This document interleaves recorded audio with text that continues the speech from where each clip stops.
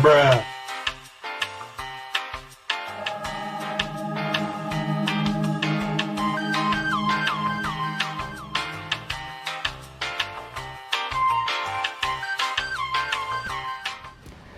Guys, this is a very big day.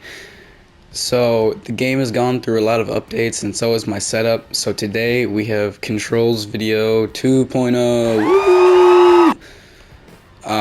So, I'm going to be sharing all of my controls. So, this is going to be useful to you whether you are a absolute beginner, you just started the game a couple days ago, maybe you just bought your first jet, or, even you have like 1,500 hours on the game. This is still going to be useful to you.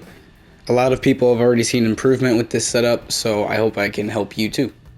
So before we start getting into like the actual controls and stuff, I do want to mention, well, first of all, I'm on PlayStation. These are all built off of the default keybinds for when you first start the game on PlayStation, and then I've kind of built off of some of those. So some of these are default, and some of these I erased and changed to new things, or stuff like that. So starting off here, controls mode, mouse aim, controller mode, and simulator mode, relative control. These don't matter too much. I really have found the same results for all of them. So now we got toggle control mode. This is for switching your control mode from, say, mouse aim to full reel. I'm going to show you actually now. Let's skip down to the other keybind that goes with this. This is pitch axis and yaw axis. So basically these allow you to take manual control of the elevator rather than War Thunder's instructor, flying for you. So here is all this. Enable access, this is up to this. You can see down here the multipliers. You could probably bump these up to 2 if you wanted, but I like to play Sim sometimes, and that is just way too sensitive for me. But you definitely could bump this up to 2 and be able to pull snappier AOA. Same thing goes for yaw. It's the exact same. It's going to yell at you for that, but you can just hit add. How you bind this though is you can see up here it already knows what I'm using, so if I go up and down it knows this. You can just click this and it'll hit auto detect axis, and you can move this up and down. So let's say I move this left to right, you'll see it change up there. So just hit up and down and then hit square again, and then it'll lock it in place. So basically what this allows you to do, you can see here that I'm pulling about 8-9 Gs. It's kind of going down because I'm losing speed, but that's just the normal, how hard you would try to turn. If you use your switch control mode, you can see I'm in full now, and if I just rip down on that elevator, you can see I'm just flying around. Another good thing this is useful for is doing maneuvers like Kvasher's bells and stuff, Cobras and Su-27s. This is useful for that, so you can really take full control of the plane without the instructor yelling at you. And you can see there, if I didn't use it, I probably would have crashed. So it's just helpful in situations like that. You can also use this without switching to full reel. You just won't be able to pull as much AOA, and the plane won't do as many funny moments because the fly-by-wire will correct them. Okay, so next we got hover mode. This is pretty simple. This control right here, so this confused a lot of people in the last video. I should have explained it better. So the PlayStation 5 controller has a touchpad in the middle. When you press it in, it looks like this, but you can also swipe on it like a mouse pad. So like right now I'm not using my stick, I'm just using the touchpad with my thumb. So basically when you see like flick, let's say flick up, that means I'm just swiping up like this on the mouse pad. So I'm just hitting L1, the touchpad, and then this. It's kind of a random one, but you're not going to use hover mode a lot in combat. You're mainly just going to be using the manual thrust vectoring. Here's the mouse wheel multiplier. You can see that. Throttle access is this. I wasn't great about showing these in the last video, but that's what this video is for, is improvements. So you can see, make sure relative control is on, so then it actually goes in percentages. That way, I remember a lot of people were getting their throttle stuck at 40%, and that was most likely because this wasn't on. So there's that. Once again, it's on auto detect axis, so when I do this, you can see it go left and right. So make sure you just use these. They're so much easier rather than just putting increase and decrease value in. I have hold throttle for WEP on. You can put it on no if you want. There is advantages to each. which I'll explain in a minute. The advantage to having it on no would be you could use non-full afterburners, so you could still have your afterburners on, but they would be like half-burners. So you could definitely use that, and that would be useful. But I'll get to the strength of having this on in a minute.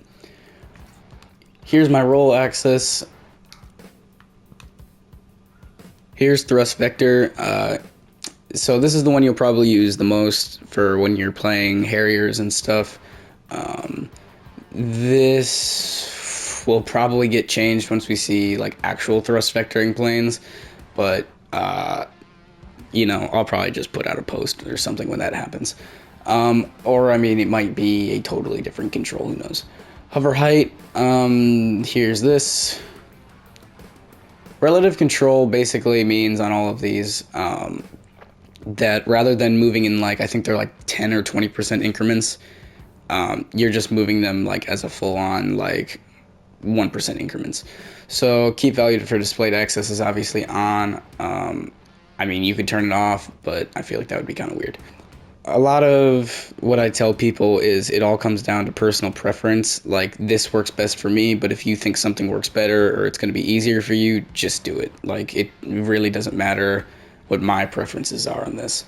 Ignite boosters, barely any planes have these. Wing sweep, you can see this. Make sure this is on, keep value for displayed access. This one I didn't use the auto detect access, as you can see, but I could if I wanted to. Here's all of that. You can just pause the video on all this stuff too. Switch wing sweep control mode. This is what you're going to need to actually be able to do this, because most planes are going to come default on auto mode, so you're going to need to use this to switch to manual mode, and then you can use this to sweep the wings back. Toggle flaps, I have as right D-pad. I don't use flaps down and flaps up. I know if you're a sweaty pro you can, but the PlayStation controller is really limited on your amount of inputs, so I just don't use it. Toggle air brake is left. Thrust reversal, I just added this like yesterday because like barely any planes have it, and if they do have it, it is very, very unuseful. Like, you can use it as a secondary air brake while landing, I guess, but only the Tornadoes and Vigans have them. So, I accidentally added that. But yeah, if you accidentally add things, you can just click it like this. So now I can just do that, and now it's back on there. Toggle gear, you got up D-pad, drag chute. This is a pretty useful one because what I've found randomly lately is drag chutes won't fire sometimes, so it's good to have it manually. Weaponry, you got small caliber guns on R2. I have all of the guns on R2 except large caliber guns, because sometimes if you have big guns like on the ME-262 or the PBJ for the Americans, you just want to fire the big gun and not like all those stupid little 50 cals and stuff. I just added this because I feel like it's more useful. So visual weapon selector, this was added a while ago. It's so like you can bring up like a picture like it would appear in like your secondary weapons tab, and then you can like click on what weapon you want to use. I don't use that because I think it's dumb and it doesn't work. So, and like if you accidentally click it, it will take up your entire screen and like lock up your plane's controls. So like if you want to actually visually select your weapon, it locks up your plane controls. So highly recommend don't using this, because we don't need to see the funny pictures, right? So the proper alternative to that, switch secondary weapons. Jettison secondary weapon, this is a good one if you want to like drop some missiles or stuff to like drop some weight and stuff.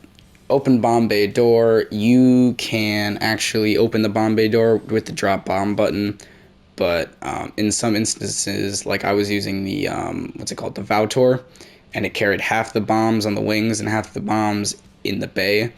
So like basically it would drop those bombs first, and then it would take forever to open the bomb bay. So it's not bad to have if you are a bomber. Drop bomb is R1. So once again, flick down. So I'm basically going like this on my touchpad with my thumb. That's drop bomb series. So you can select this when you are loading into a game, so you can drop all of your bombs at once rather than just spamming the R1 key to drop like 30 bombs. Fire rocket. So fire rocket is individual. So if you want to only fire like one rocket at a time, do this. Because if you have like 200 something Mighty Mouses, you're going to want Fire Rocket Salvo, because you can just hold L1 and it'll fire them super rapidly. But like say you're in the SU-25K, if you hit this and try to fire the big like S-25s, then they're all going to fire at once and you're just going to incinerate one target, but you only need one. So that's what this fire rocket is for. So most of the time you're using Fire Rocket Salvo, but if you have big rockets or only want to fire one or two, I recommend Fire Rocket.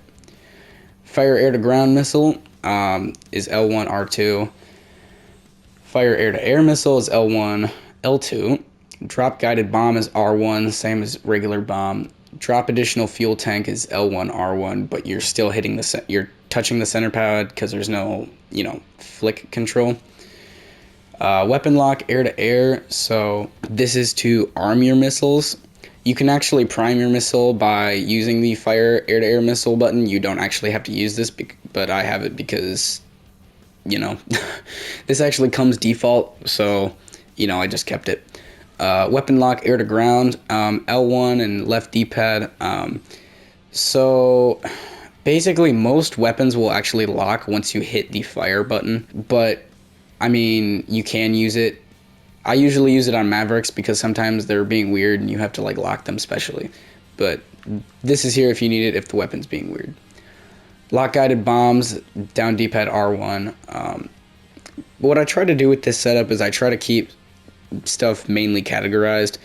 So like missile stuff and radar stuff is all going to be on the left trigger related. Air to ground stuff is all going to be down D-pad related. Gun stuff is R2 related. So I try to keep it like somewhat organized so you're not like totally confused.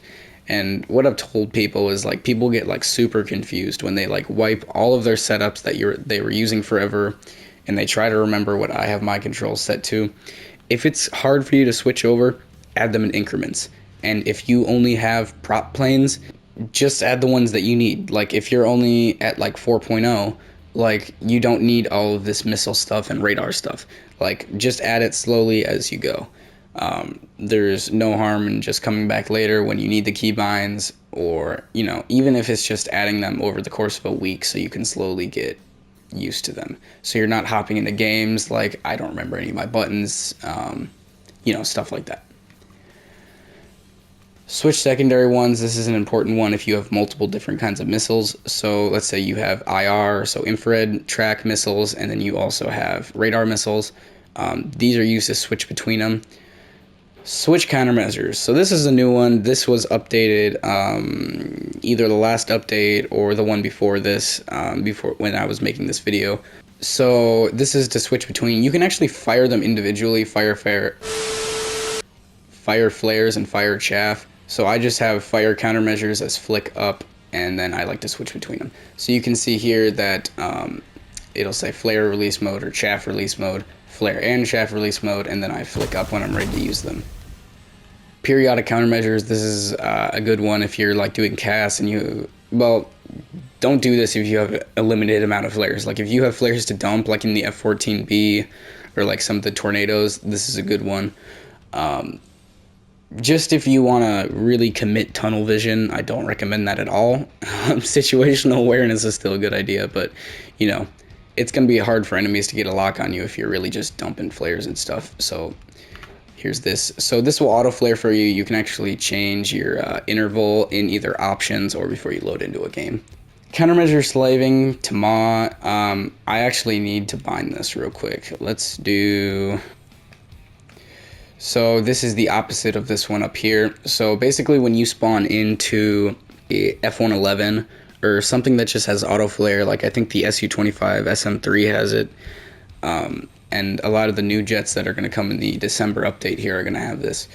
So basically when the RWR, the radar warning receiver, knows that a IR missile is launched and it sees it, it's going to start dumping all of your flares. And it could be just like an AIM-9E, but it'll still dump like 1 trillion flares. And this is the best way to dump all of your flares at once. So you're gonna have to, unfortunately, since Gaijin won't make it so it'll save your option, you're gonna have to turn this off every game, What I was doing is I was just hitting the multifunction menu, which I'll show you my bind for in a minute. You just go into weaponry, countermeasures, and if I had it, it would be right here on countermeasures, slaving the Maw. So that's a good one. I recommend doing that one because you will dump all of your flares in that plane. Yaw access and pitch access for aimed weapons. So there's only a few planes in the game that have air-to-air missiles. I think there's only one plane actually in the game that has air-to-air missiles like this. And then there's a couple air-to-ground missiles that have this too. So if you remember the crafting event, I think it was last summer, there was one on it. It was like the Kai 44 or something. All of the bullpups have these. So I don't use bullpups, but basically you could guide these in manually. I would suggest getting like a activation key. So maybe like, let's say our enable access is, for example, down D-pad, and let's say our auto detect access, so yaw would be left and right and pitch would be up and down. So let's say to steer it, we're going to use our right stick left and right, so then we could hit that. So that's what I would do if you're going to use bullpups or really anything manually guided. I don't use this, so you know, I just have it off because once again, I just like to be able to save room. So this is all radar stuff. So, well, except this one. This is a toggle laser designator. If you use anything with a laser, this will automatically pop on, actually, if you fire the weapon. Except a couple bombs, I remember, were being kind of weird with it once. Switch radar / IRST on off. So to turn your radar on, you're going to just L1 and press in the touchpad. So switch between radar and IRST. So this is switching between the two. So IRST is infrared search and track. It's not very useful. It's like an infrared radar. So basically it sees heat signatures and it follows those, but obviously it's easily flared. Not a lot of planes have it. A lot of Russian planes actually use it, but it's not common on anything else. But, you know, it is there if you want to use it. Change radar / IRST mode. So this is changing between, you know, TWS, search, pulse Doppler, stuff like that. Switch radar between visual range of combat. This is how you bring up the square. So, you know, this is how you like manually lock things. So like if I was to drag this over this guy, it would lock him if he was in range and, you know, all that. Change radar / IRST search mode. So this is actually how big the search area is on your radar. So you can see in the radar in the corner, it's how big of an area I'm searching. I'm trying to do a better job explaining what these actually do this time too, rather than just, you know, telling you what they are. Because for new players, I don't want you to have to like really go at it alone and figure out, you know, how all this works. Change radar / IRST scope scale. So this is changing how far your radar is searching. So for US planes, it's at like 22 miles. For Russians, it's like 31. But you can actually change this to go longer distances. But I mean, with the weaponry in this game, you're not getting much farther than that. So I don't really use it that much, but it is there. Select target to lock. So this is circling through all of the targets on your radar and then selecting one. So you can see here, it's selecting which one I want to lock. And then I can hit the lock button, which is lock radar / IRST on target. And I can lock that target. Horizontal / all of this is like weird. Like you can, if you had your search mode like really skinny, but you didn't want it right in the middle, you wanted to like shift it over a bit. This is like manual radar controls. I don't use it. I don't think it's that like, I don't think it makes you that better. Like I don't think it's better than just having a wider scope scale or pointing your nose at the plane. So I wouldn't bind it, but you can if you want. Tilt control, I don't have it assigned either. I have no idea how to pronounce this, but it's only on one plane. Reload guns, I don't have it because this is an arcade thing and I don't play arcade. Toggle cannon ballistics computer, so this is... Okay, so you can see I have my normal crosshair here. If I activate that, Once I get in range, it's a lot better range on different planes, but you can see that's my new crosshairs, so that's where the bullets are actually going to hit the ground. So that's good for like aiming at targets on the ground. Like I said, in like the SU-25K and the A-10, you have a lot more range, so you can hit targets really accurately from far away. Toggle rocket ballistics computer, this is still a weird one, but I mean, it's mainly going to be on by default. If you need to turn it off for whatever reason, you can. Switch sight mode in cockpit. This is really a simulator thing. So I mean, you can switch between like a ground attack sight and a air sight. Like I said, that's just really a sim thing. So if you have a laser pod, activating target point and sight stabilization will actually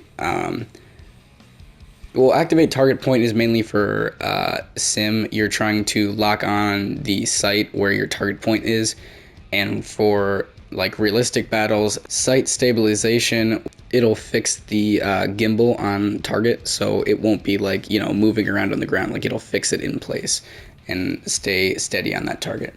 Deactivate target point, that's a good one, because once you activate this in simulator, it's just not going to go away. Gunners, I've left it untouched.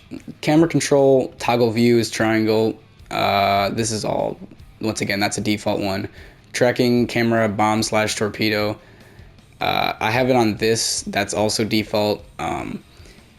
It could probably be better. I have on down D-pad L2. That way you can like track your missile. It says bomb / torpedo, but it you know, it's not. It's everything. Every ordnance you drop pretty well. So I like to track missiles with this to see if my missiles are like, you know, getting close to the enemy or whatever. So tracking camera enemy, I actually disabled this so I could make look back L2. So that way if I need to look behind me, I can just press the button and, you know, I can look behind me. And I can actually fly while doing that, rather than when I would have to use the free look where I could like only look this far back. And, you know, I can't fly while doing that. I don't think enemy tracking camera is that useful. I see places where it could be useful, but for me, this is just way more useful. Zoom access air. So here's this. This is kind of a weird one. So basically your locked FOV is like here, but in sim you really can't see anything. So you can actually hit those and then you can zoom your FOV out. It's not the greatest in the F-15E, but if you're like in an F-16, it is amazing. So view in battle air. So this is my free look. Here's that. And here is the y-axis for that. Head movement, forward and backward. This is dumb. Let me show you what it does here. So I can actually like move my head around to kind of see things. I mean, I can like sit up, I guess. I don't know. It's dumb. I don't recommend using it because now my camera's all jacked up and I can't remember how to use it. But I did bind it in case you guys were wondering how to use it. I'm sure you guys could get better at it and actually use it in a productive way rather than me just getting my head stuck in a weird spot and my pilot now looks stupid while he's flying this plane. In miscellaneous, aerobatic smoke, very important one actually. It might be the most important one. I have it on R3. Open cockpit, this is a random one. So switch HMD indication. So this is how do you turn, so like you can see right now when I'm free looking in the cockpit, the HMD is on. If I hit that, it actually turns it off. So you can switch between HMD being on and off in sim. I usually keep it on, but you know, you can keep it off if you want. Switch NVD mode, so that's night vision. I think that might come default though, to be honest with you, because this never works for me. What I do is I just use the multi-function menu. Menu navigation, this is just how I'm able to move my cursor. Here's that, and here is this. Instructor, turn all of this off because he will he tries to get you from, the game basically tries to keep you from getting in crashes, but by doing that it limits all of your AOA and makes it so you can't maneuver close to the ground and all that stuff. So turn all of this off. Sometimes he'll randomly pop on. You just got to make sure to turn them off. Aiming, you can see this. And control y-axis is this. Controller aim acceleration is at 0 and aim acceleration delay is at 50. Manual engine control. So toggle engine is off and toggle extinguisher is X. So now we're getting into full reel. My mouse joystick is on full aileron and half rudder. So trimming is mainly for props, because I'll show you the ultimate sim hack in a minute here. Trim aircraft is basically for props, so it will fix your ailerons and rudders and stuff in position to actually be able to fly straight with like the oncoming wind and stuff, because otherwise you'll be losing control, flying to the side. This kind of lets you just be able to cruise. Engine controls mode, you're actually able to do like split throttle with this. You don't even have to be in full reel controls to do it either. I don't know how to control any of this crazy engine stuff for prop sim, but I'm sure there's people online that can show you first engine controls and second engine controls. So when you hit this, it'll actually lock it'll lock one of the engines in place, so then you can roll the other one all the way down. Probably the easiest hack though for sim and being able to fly super easily is if your jet has fly-by-wire. And in War Thunder, pretty much all of them do. So if you're just a jet, you can toggle SAS mode, which will actually, you can activate damping. So there's, my POV is all screwed up. So basically what you can do is you can see here, it says stability augmentation system is on damping. There's also automatic leveling, but that'll just keep your nose like right on the horizon, which is useful if you just want to like fly back to base or something. Manual control is obviously manual control, but like I showed you earlier, that's going to pull a ton of AOA and you will lose a lot of your speed. So if you're willing to sacrifice speed in a dogfight for that little bit extra AOA, use manual control. If not, use damping. You will turn a little bit less, but you will fly so much straighter, and it feels like you're not playing sim. So on to common controls here. Tactical map is O, statistics is the center pad. The multi-function menu is L3. I talked about that a couple times. Leave the vehicle is R3 plus L3, so if you want to eject, like I said, this isn't really necessary, but it's there. X-ray, so you can see the vehicle modules, so you can see, like, let's say I got shot in the wing, you can see all the modules of the plane. You can be like, oh, my fuel tank is at like yellow, so that my fuel tank's about to go. So that's what that's for. Lock target is X. I mean, you can click on the target and it'll lock it. I don't know, it's dumb. It's there, it's default. Chat is flick right. Switch chat mode is flick left. So like if you have in your settings where you can see enemy chat and you want to talk to the enemies, you can switch over to all. Push to talk, I don't even know what R control is, to be honest with you. I have no clue what this is. But apparently, yes, War Thunder does actually have game chat that you can talk on. I don't know how you do it. I know you got to like set up like a weird like radio setting, and push to talk is there, but it is there. Set target for squad, that could be useful. I don't have it bound because I don't play a lot of ground, but you can bind that and then you can place a little marker for your team. Here's the artillery stuff. Here's some of the interface stuff. So menu, continue, skip cutscene. Yes, War Thunder has cutscenes. Hide HUD. So if you want to be really immersive, you can hide your HUD in sim, so you just got to rely on your instruments. You can do that. I wouldn't recommend it unless you just want to feel cool, which I totally get. I don't have these bound. I've never needed to use them. Decal movement is this. I'm pretty sure these are, well, I know they're default, but they're not that important. Decal rotation is this. Decal scale is that. Zoom camera, that's a pretty useful one. This one, make sure you have bound. So make this the same thing as your free look activation key, because what this will allow you to do is so you can actually use HMD. So you can actually look around with the radar and like seekers and stuff, because otherwise you will not be able to do this. It took me forever to figure out how to find that control. It was actually one of you guys pointed out in the comments, helping out another guy of the last video. But there you go, you helped me too. So make sure that's on. That's a very important one for top tier. All of these are just preference settings, I think. You can look at all these if you want. I'm just going to go through these real quick because they're not that important. I don't think you guys really came to figure out how to zoom in the camera.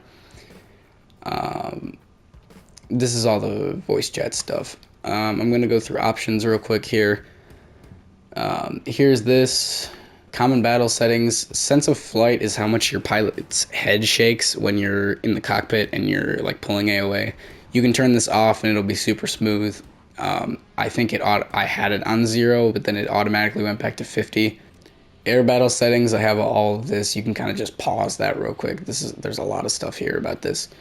I would just hard copy it all. I have it all to be like the most efficient way possible.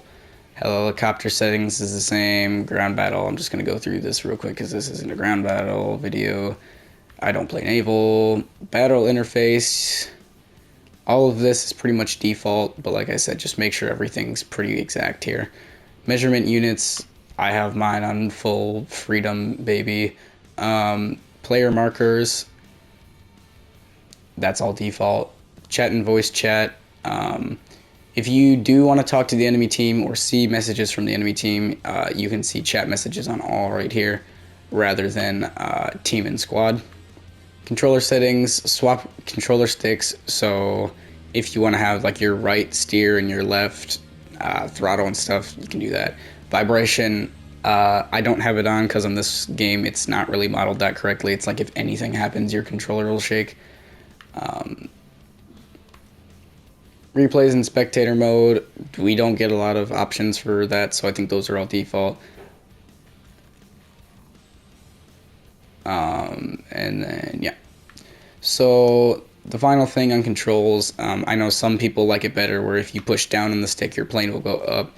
You can hit swap sticks for all axes or, all that. So you could hit that, or you could just go in and change it manually, but, you can invert it here. That is all of my controls and settings. I hope this helps you out. And like I said, just if it's all too confusing and it's a big change, just take it in slow increments.